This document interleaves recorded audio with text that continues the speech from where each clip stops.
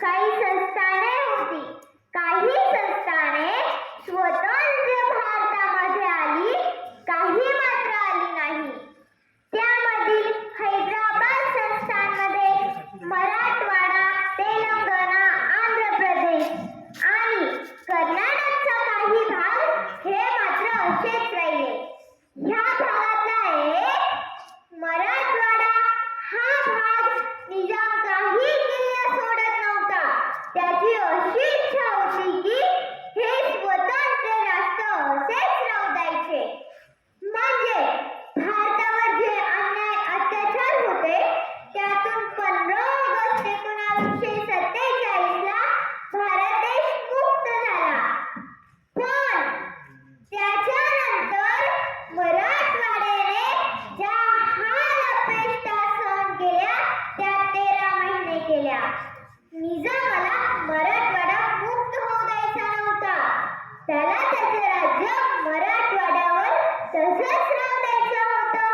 रजाकार मराठवाड्याला खूप त्रास द्यायचे. सरकारदार आहेत. सरकारदार, तालुकादार, रजाकार अशी पद्धत होती. हे सरकारदार लोकांना मारायचे, वाडेगाव पेटवून द्यायचे, 8 दिवस घावं जळायची. इतका भयंकर जुलमी होता तो रजाकार. मराठवाडा हा निजामाच्या ताब्यात होता. त्याला हे स्वतंत्र राष्ट्र ठेवायचे होते. जे अत्याचार इंग्रजांनी केले नाही त्यापेक्षा जास्त अत्याचार तो रजाकार करत होता. आणि याच्यातून मुक्तता मिळावी त्यासाठी हा लढा मराठवाड्याला द्यावा लागला. आणि मराठवाडा ज्या दिवशी मुक्त झाला तो दिवस म्हणजे 17 सप्टेंबर 1948.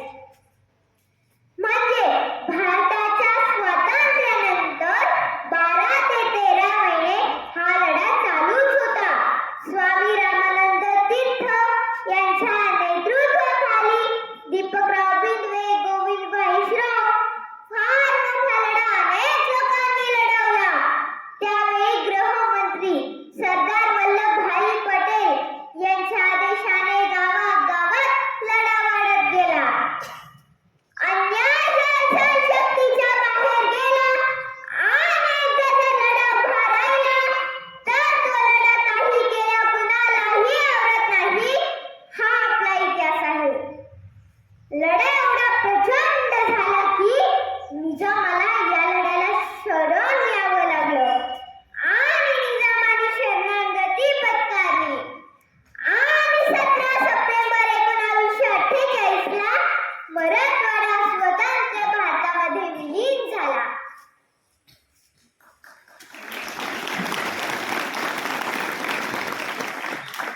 मराठवाड्याला स्वतंत्र भारतामध्ये जाण्याचे भाग्य 17 सप्टेंबर 1948 या दिवशी लाभले.